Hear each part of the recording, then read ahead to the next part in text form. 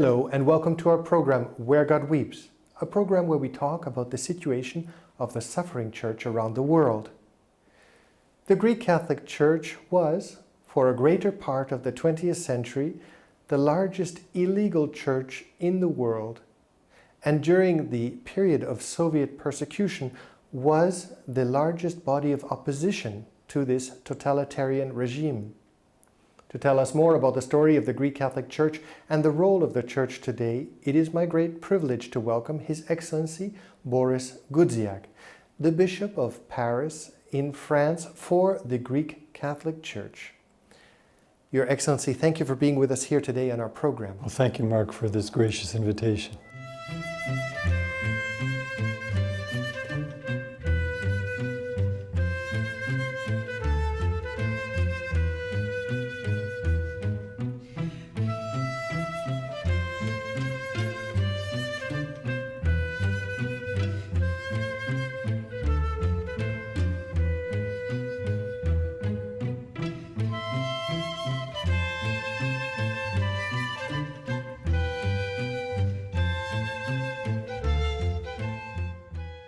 Your Excellency, you were born in 1960 in Syracuse, New York. When would you say you had a sense of your own vocation? I think a conscious sense of it developed when I was about 14, 15. I didn't know that it was immediately a vocation to the priesthood. I felt a call to a deeper spiritual life. I would spend time praying by myself. When I got a driver's license at 16, I would take one of the family cars and go to morning liturgy at 6:30, which was really unusual. There were no other teenagers there. There were almost no people there, just a few. So it was a very lonely thing. It was in the mid-70s when I was a student in the Christian Brothers Academy, all-boys high school, 700 boys. I think I was the only one thinking of the priesthood there. Many were leaving the priesthood in the 70s. My father was not thrilled about the idea, but it was something very intimate and something that really developed in my prayer life. Was there one person or one event that was crucial to your decision? There were many factors.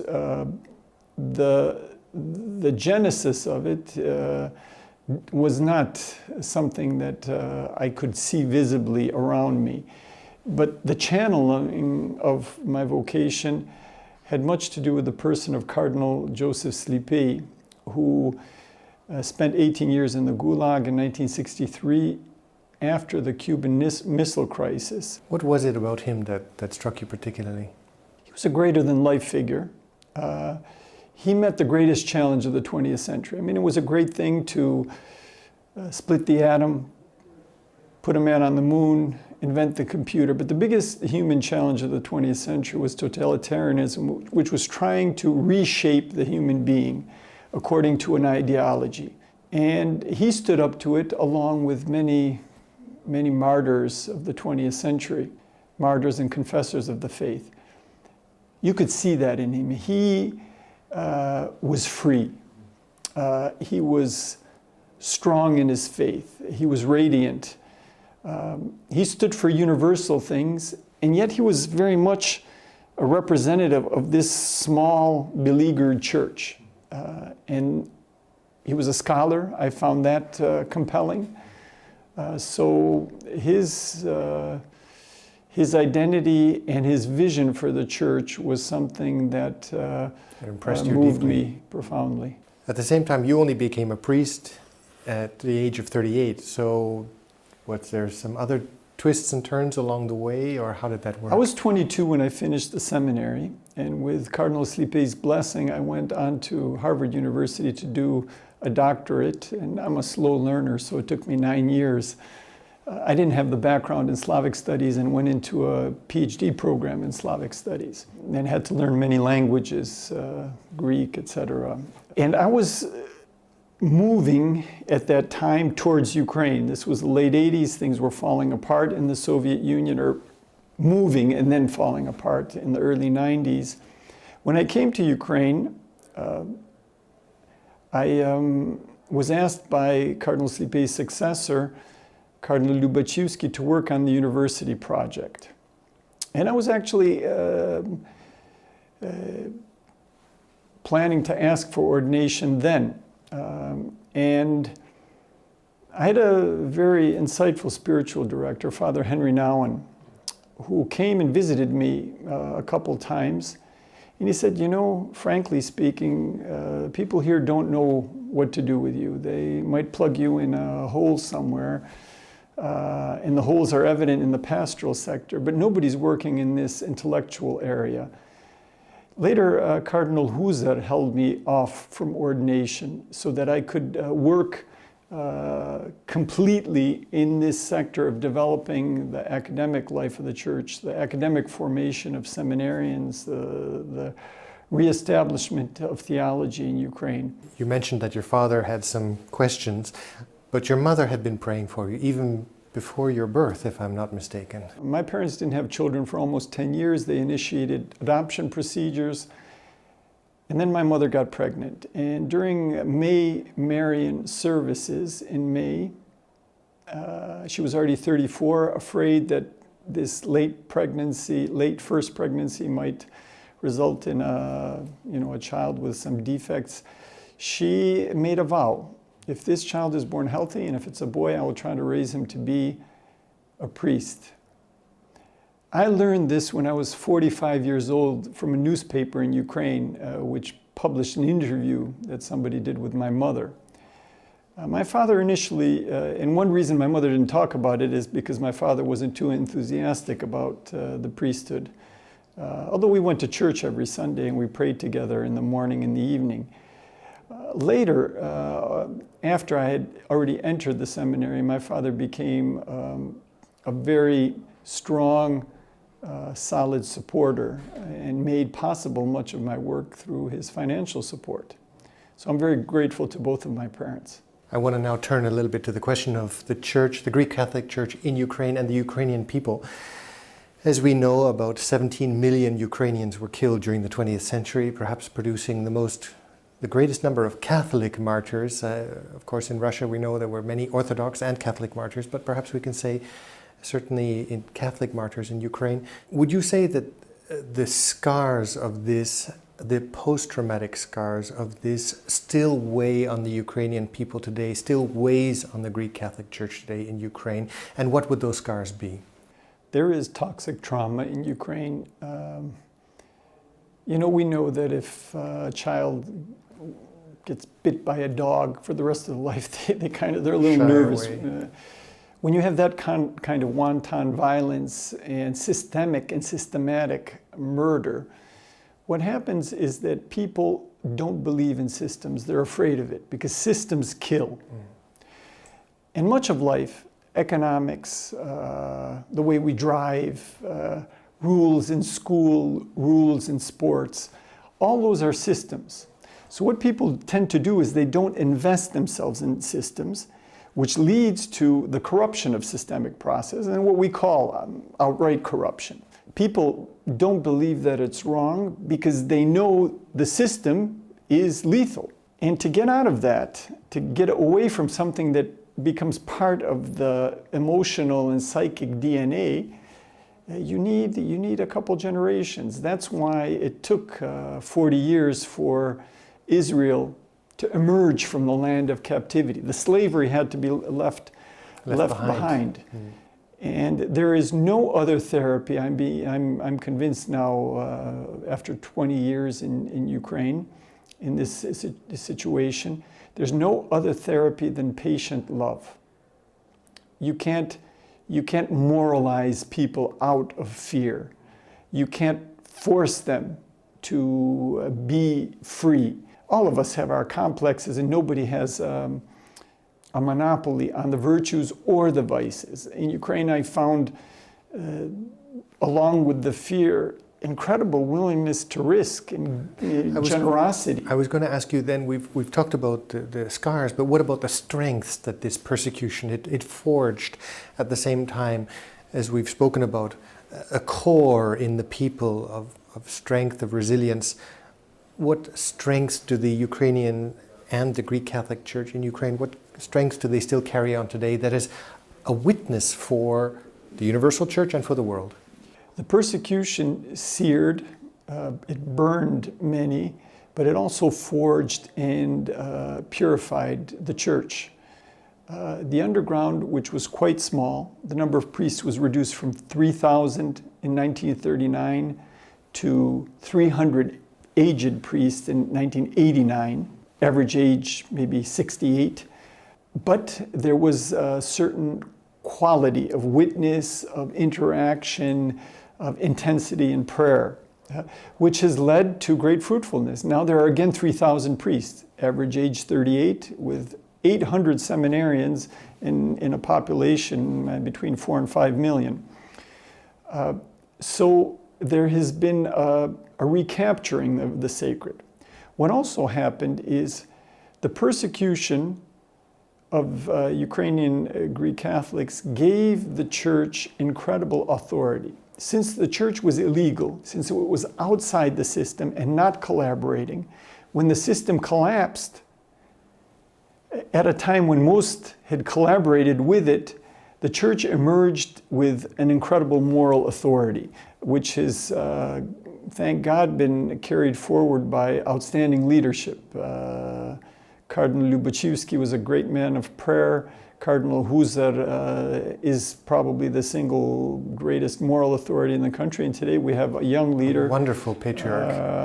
Sviatoslav Shevchuk, who radiates joy and energy and positivity. So although the church represents a minority of the population, let's say approximately 10%, it has great authority among young people, journalists, intellectuals, artists, because it stands for freedom. Which poses the question, you mentioned that it'll take some generations before the wounds have healed on the hearts of the people, but at the same time, the risk is forgetfulness, that the young people today who are confronted with a completely new environment where the challenge to the faith isn't coming from above, that's not a sense of oppression, but the challenge to the faith now comes from within. That is, all of the distractions through materialism, secularization, and all of these questions which are confronting. So the question is then, you have a risk of young people who are forgetting, and at the same time confronted with all of these distractions. Are you not worried that the young generation are simply going to be distracted out of the church? It's not a risk, it's already a reality. For our students at the Ukrainian Catholic University, the names of the leaders during the time of persecution are like the names of Roman emperors. It's good that they're forgetting the communist leaders, but there needs to be a very concerted effort to remind or bring into the mind of young people their history, a history that was just there 20, 25 years ago. That needs to be done in a very systematic way, and young people are open to it. They are inspired by it. At the same time, when they don't know who was the communist leader in the 60s and 70s in Ukraine, all of them know who Lady Gaga is. The question is, can they develop a critical attitude to the currents of global popular culture? I believe they can, but only if there is a very systematic and loving, patient formation. There's no shortcut. I think there's an incredible opportunity, as the number of seminarians demonstrates, but it also is possible if we do not respond to the kairos that the Lord provides, that we could follow the path of the Netherlands, or Belgium, which was booming with vocations in the 50s and early 60s. And today there are dioceses that don't have even one seminarian. I want to come back just briefly to the question of the role of the Greek Catholic Church within Ukrainian society, within political society, if you will, today. As we mentioned, there's still unclarity with regard to the political structures. My question to you is, how long do you think that the Church will need to play a voice and play a role within civil society? And then what is the border? where is the separation of church and state? The church is involved now because it has to be, but is that necessarily a good thing? And then to what role does the church then take itself when civil society is functioning properly? I think the church's role in civil society, in society in general, is a vocation without end. We do not have a role in determining who wins a presidential election or which party is in a majority. But we do, as Christians, all have a vocation to witness to the principles that should stand behind a political system or a way of social existence. But I want to ask you a little bit, because you're putting a finger on this. For example, the church was very involved in the Orange Revolution. Was it too involved, or was it involved to the correct measure? I think it was very correctly involved, because what happened is that for the better part of a year before these elections, which were clearly not going to be completely free, that was rather evident, the church did one thing following Cardinal Huzar's call. It prayed for free and proper elections. And that formed the conscience of people who then, as active citizens, decided what they would do and how they would respond to falsified elections. So it awakened the conscience, if you will. And that always will be the role, and should be the role of the church. There sometimes is fudging. There is a danger when priests invite, for example, candidates and implicitly or even explicitly endorse certain candidates. And our church has been quite decisive in reprimanding and publicly sanctioning such behavior of very concrete individuals. So there is a mindfulness of that. At the same time, the temptation is there, because the government and government authorities in many ways try to entice not only the Catholic Church, but the other churches, and some succumb. I'm going to take a quote here from Patriarch Shevchuk, who upon your episcopal ordination stated the following. He said, "We are here to share the treasure of the faith of our martyr church with modern people living in the secularized world." You are now in France, in Paris, in a society that prides itself on its secularization. Is this the other extreme, where the church is marginalized to such an extent? And then my question is, how do you personally carry the witness of what you have taken from your youth, from your childhood, into a society which is deeply and proudly secular? In different times, maybe in much of its history, if not most, the church has in fact been marginalized. I share with people the following, let's say, reality. What chances did Peter have when he came to Rome, a city of 2 million people, emperors, senators, legionaries on chariots, not knowing the language, not having a passport, not having diplomas, no International Monetary Fund behind him? What chances did he have to impact anything, much less change civilization? What chance did the martyrs in Ukraine have in the 20th century, when they were reduced and Stalin was killing millions, tens of millions of people through various systems? We don't have a chance in the world. But the Lord guides individuals and guides processes and leads to transformations that are not of this world. And so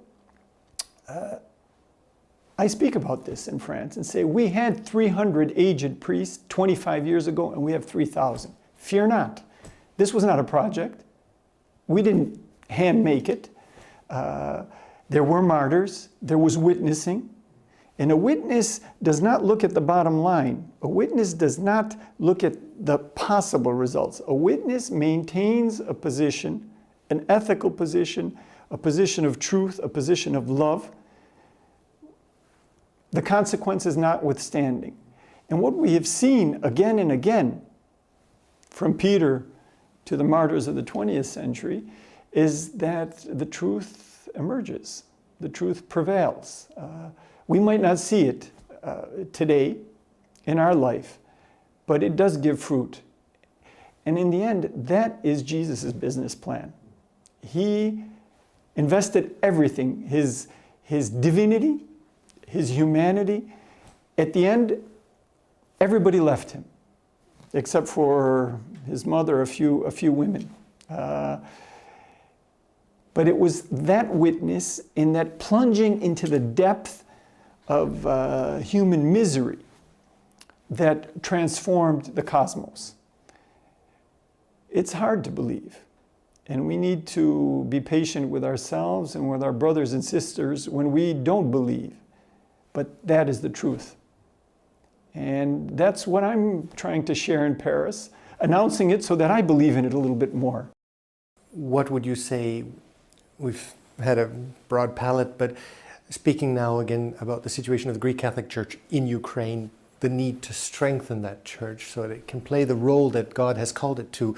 What is it that you think is needed? What is most necessary for the Greek Catholic Church in Ukraine? And how can we, as a universal church, help support this growing and beautiful church? It's a church that has gone through hell and now is in a period of growth and development. And there's always a danger of a triumphalism. So please pray for the church that while we think big, that we embrace the small, that we also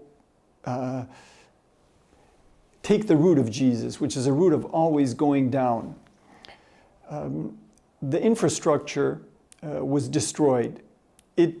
20 years after the liberation, 24 years after the liberation of the church, that infrastructure is, let's say, 1/3 rebuilt. But the church is growing. Our church had 3 dioceses, now it has 13 dioceses and exarchates. All these young people who want to study and serve the church need to be educated. Education, of course, is expensive. What also is happening is that the economic, political, and social upheavals and unrest in post-Soviet Ukraine have led to a dramatic demographic plunge from 52 million to about 44 million in the last 20 years. A lot of that is because there's a great economic immigration. And in many countries, in Europe and North America, but not only, there are hundreds of thousands of new immigrants from Ukraine who need pastoral care. Over 600,000 in Italy, in a country where when I studied in Rome 30 years ago, there were 200 Ukrainians, most of them seminarians, priests, and sisters in Rome. In Spain, 200,000, 400,000 in Poland. In France, we have an influx. In France, we had 2,000 people at our Easter services in a church that fits 300 people. So the infrastructure and catechesis and social outreach to people who leave without documents, who are often illegal immigrants, the pastoral mission of the church needs to be extended. Because today, Ukraine is not only in Ukraine. And we live in a world where people are moving, people are being pushed out of their homes to survive, and we can really reach out to them. Your Excellency, thank you for having been with us today in our program. Thank you, Mark, and thanks to all the people that for decades prayed for the persecuted church, that continue to do so, for the persecuted Christians in the Middle East and in Asian countries. And thank you for the generosity of so many donors that have made the revival and renewal of church life in communist lands possible.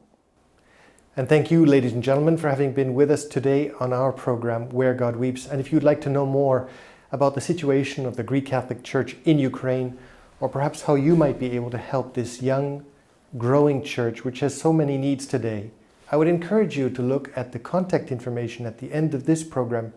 And we look forward to seeing you next week. Take care.